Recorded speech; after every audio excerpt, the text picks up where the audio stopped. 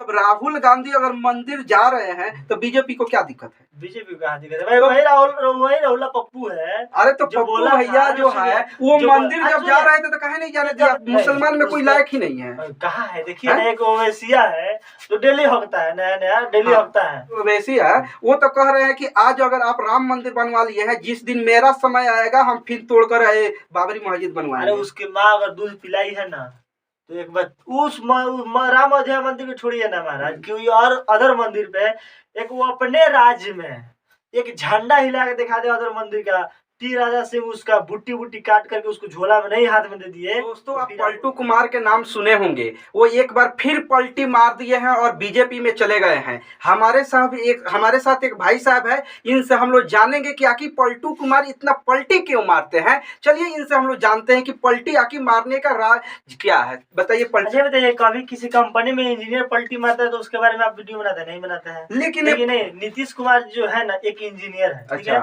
जिधर ज्यादा पैकेज मिलता है उधर ही नीतीश कुमार जी अपना डोरा डाल देते हैं। कोई भी है जिसको ज्यादा जहाँ पैकेज मिलेगा उधर ही डोरा डालेगा। यानी कि आप कह रहे हैं कि नीतीश कुमार को एक पैकेज अगर अच्छा मिलता है बीजेपी में तो बीजेपी चल जाते हैं, और अगर लालू के साथ मिलता है तो लालू के साथ चल जाते हैं। लेकिन क्या इनके पलटी मारने से उन लोग को फर्क नहीं पड़ता है? नहीं, किन लोगों को फर्क पड़ेगा जी? अरे जैसे कि अगर लालू के साथ जाएंगे तो... ना देखिए, गेहूं के साथ साथ घुन पिसाता है। अच्छा, पता है ना आपको? हाँ। तो इसमें जानते हैं नेता सबको कोई दिक्कत नहीं है, दिक्कत हो रहा है जनता को, जो छोटा जनता जो वोट दिया है। तेजस्वी और नीतीश कुमार मिलकर एक सरकार बनाए और उसमें बहुत ज्यादा वैकेंसी निकाले। हाँ। तो अब बताइए कि ये जो जनता थी उनको वैकेंसी मिला, ये लालू यादव के सभी वैकेंसी फर्जीवाड़ा है। अच्छा, सभी जितना भी लोगों को नौकरी लगा है, क्या वो पढ़े लिखे शिक्षित लोगों को नौकरी वो तो पढ़े लिखे है या अनपढ़ है वो मुद्दा नहीं है। मुद्दा ये है कि वो नौकरी दिए तो सही, वो अपने बाप के घर से दिए हैं। वो कि यहाँ पर ज्यादा कुर्सी के भूखिया कौन है, तेजस्वी है या नीतीश कुमार है? सबसे ज्यादा कुर्सी के भूखे तेजस्वी यादव है, जो हुई फेल। हाँ। जो सरकार बनाना चाहते हैं। यानी कि आप ये तो गलत बात है आपके अनुसार, यानी कि ये नीतीश कुमार कुछ नहीं है, वो पलटू कुमार कुर्सी के लिए कर रहे हैं वो नहीं। अभी नीतीश कुमार बीजेपी के साथ चले गए, फिर 2 महीना के बाद क्या पता कि फिर इसमें आ जाए, तो जनता किसको वोट दे? आप एक बात बताइए, जब जनता वोट दी थी 2020 में हुआ था, तो उस समय तो दी थी नीतीश कुमार को नीतीश कुमार समझ के, बीजेपी को बीजेपी समझ के, और जब समझ के दी थी तो ये पलटी मार रहे हैं, तो जनता की क्या गलती है? आपको तो काउंटिंग में प्रॉब्लम है। अगर जनता बीजेपी को और नीतीश कुमार को वोट दी रहती तो फिर तेजस्वी का सीट ज्यादा कैसे आ जाता? अब बताइए। तेजस्वी अपना एक अलग लड़े थे, और इनके तेजस्वी के विपक्ष में ये दोनों पार्टी थी, बीजेपी और जदयू। आरजेडी बस 2 ही जात को सपोर्ट करती है, जादव और मुसलमान। ठीक है, तो जो 2 जात जब मिले तो इसीलिए तेजस्वी यादव सीट ज्यादा हो गया। अच्छा। इन लोगों का कम हो गया, ठीक है। लेकिन बीजेपी एक ऐसा पार्टी है जो सबका साथ सबका विकास चाहती है। अभी जो तेजस्वी यादव जी भाषण किए थे। अच्छा, आपको ये बताइए कि कह रहे हैं कि बीजेपी बहुत अच्छी पार्टी है, लेकिन आप सुनिएगा तो कुछ दिन पहले गृह मंत्री, जो हमारे बहुत ही प्यारे गृह मंत्री है, वो क्या बोले थे कि भले हम लोग मर जाएंगे या कुछ भी हो जाए, लेकिन नीतीश कुमार को दोबारा नहीं आने देंगे। अच्छा। ये कौन भाषण है? कैसे विश्वास करें बीजेपी पर? स्वर्ग फिल्म देखे हैं? बहुत बार देखे हैं। अच्छा, ये बताइए, अगर आपके पापा जी आपसे बोल दे, आप कोई गलती कर दे, आपके पापा जी बोल दे तुम जाओ घर से बाहर जाओ, तुम्हारे लिए घर का दरवाजा बंद हो गया, अब तुम्हारा खाना पानी सब बंद हो गया, अगर फिर आप आते हैं 2 दिन 1 दिन या शाम को ही आते हैं, तो क्या आपके पापा जी फिर से भगा देंगे? यानी कि आप कह रहे हैं नीतीश कुमार के जो बाबूजी है वो बीजेपी के गृह मंत्री और मोदी जी है। हाँ, यही कहना। हाँ, सबका बाबूजी है। तो क्या कि सब बेटा जानते हैं, सब बेटा क्या किया था, सब अपने मैंने भाई भाई बन के और बाप से हिस्सा लेने गया था लोग। पता है आपको, सब पार्टी एक में हुआ था, तो सब बेटवा है सब, मतलब उस सबका औलाद है सब। अच्छा। तो सब अपने में सहमति किया था, सब बैठक किया था कि हम पापा से इतना हिस्सा लेंगे, हम पापा से इतना हिस्सा लेंगे। मैं इसी समय लड़ाई हो गया कि ना भाई वो हिस्सा हम लेंगे। अच्छा। तभी तो फिर पार्टी फुटुक गया। अच्छा, आपसे एक और बात है कि अब इनका बात कर ले, नीतीश कुमार का अगर बात कर लिया जाए तो वो जिसमें जाते हैं उसको बर्बाद कर दे रहे हैं। अभी आपको पता होना चाहिए कि इंडिया गठबंधन जो बनी वो बनाया कौन, आपको पता होना चाहिए। नीतीश कुमार ही उसका पहला पहल किए थे, और वो उन्होंने मिलकर एक पूरे देश से एक इंडिया गठबंधन बनाया और वही बर्बाद कर दिया। आपके सवालों में आपका ही जवाब है। अभी इससे पहले हम आपको जवाब दिए थे कि सब बेटवा है सब। हाँ। समझे? तो अगर आप 4 भाई होइएगा तो जानते हैं क्या सोचिएगा कि सुनिए क्या करते हैं, तीनों भाई को मिला लेते हैं और सब धर्म हम वही हड़प लेते हैं। तो नीतीश कुमार जी का वही चालता है कि हम सबको मिला ले और प्रधानमंत्री बन जाए, लेकिन उसके लायक तो है नहीं।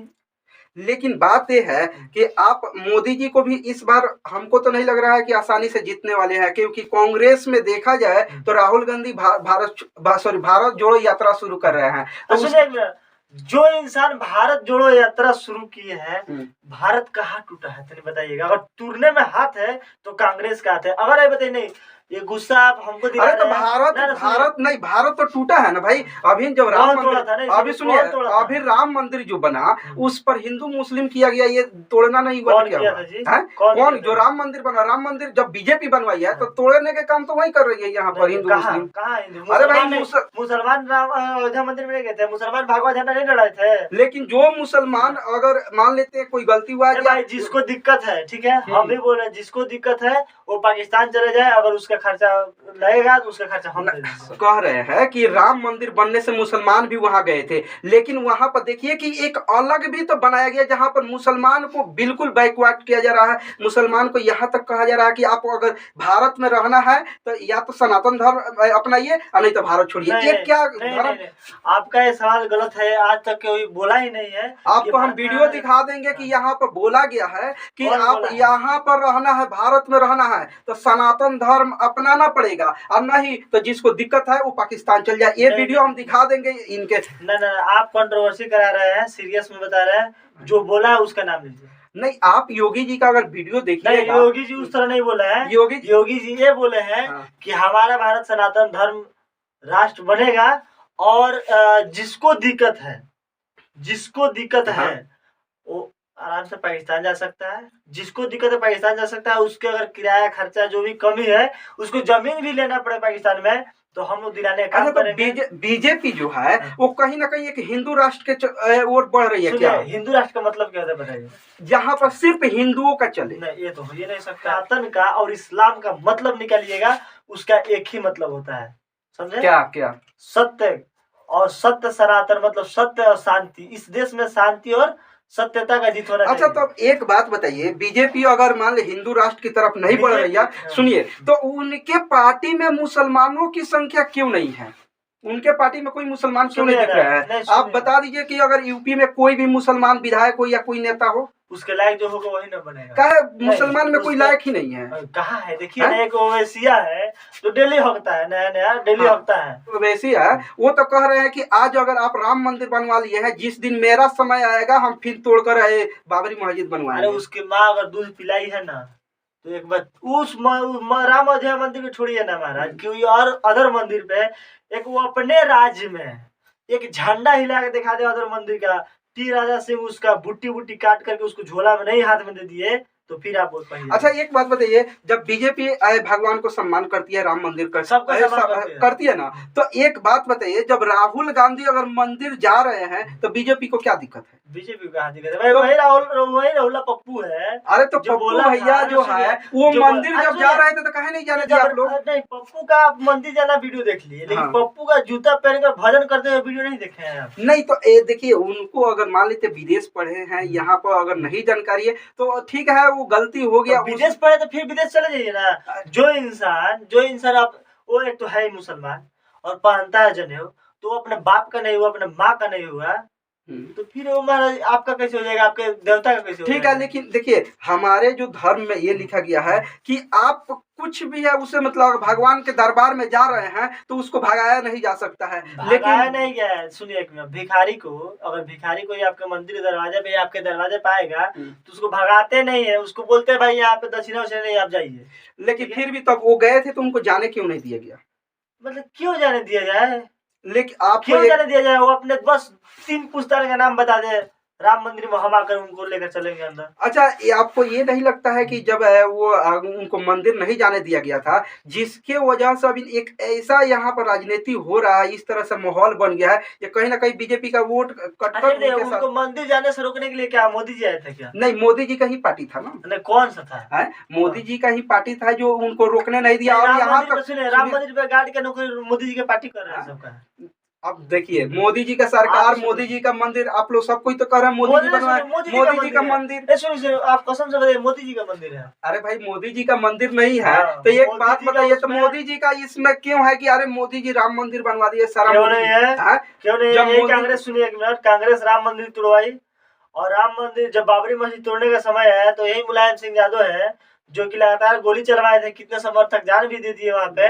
उसका आज परिणाम है, उस समय बीजेपी ये प्रण ली थी हम राम मंदिर फिर से वही बनाएंगे, आज बना के दिखा दी। तो आपको चलिए- क्या आपत्ति है? वही पप्पू बोलते थे कि हम वो मंदिर नहीं बनेगा, उसको एक दिन हम मस्जिद बनवाएंगे, हमारा सरकार आएगा हम मस्जिद बनवाएंगे। तो वैसे वैसे चुट्टा पे अच्छा, क्या विश्वास करते हैं? चलिए अब लास्ट मेरा सवाल, लास्ट की तरफ बढ़ रहे हैं। मेरा बात यह है कि इस बार जो इलेक्शन होगा 2024 में कौन कौन से मुद्दे पर आप वोट दीजिएगा?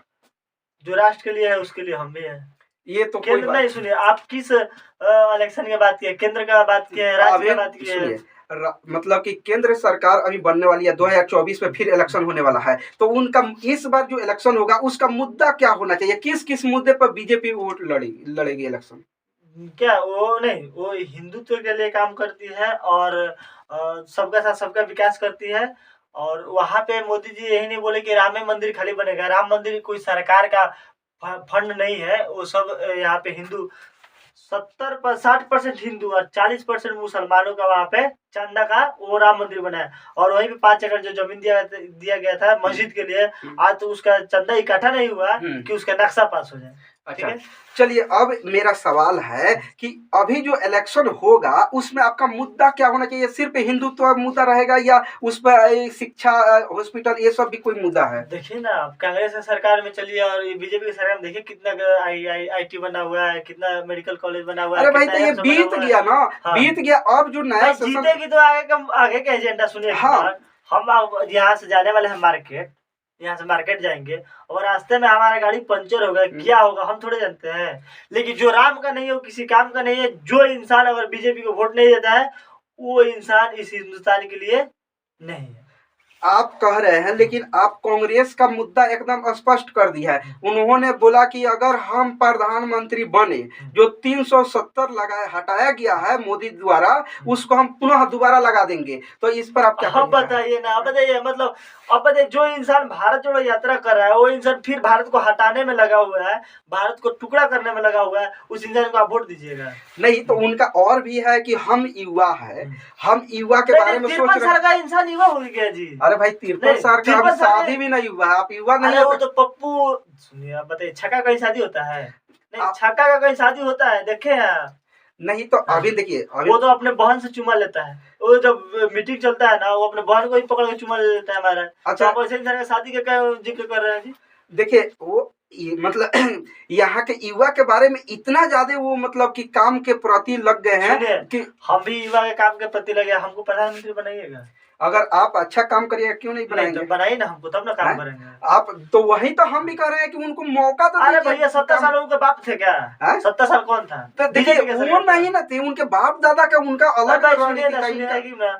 आपका जो डीएनए है क्या आपके पापा से नहीं मिलता होगा? एकदम मिलता है। तो फिर तब जो चोर का बेटा चोरे होगा, छिनार का बेटा छिनारे होगा, छक्का का बेटा छक्का होगा। जो मुसलमान का बेटा हिंदू अपने आप को ब्राह्मण बोलता है, ये मुसलमान नहीं है। अच्छा चलिए, लास्ट मेरा सवाल है कि इस बार जो इलेक्शन होगा उसमें इंडिया राम मंदिर बन गया, अगले एजेंडा में जानते हैं क्या है? ज्ञान वापी है, मथुरा है, काशी है।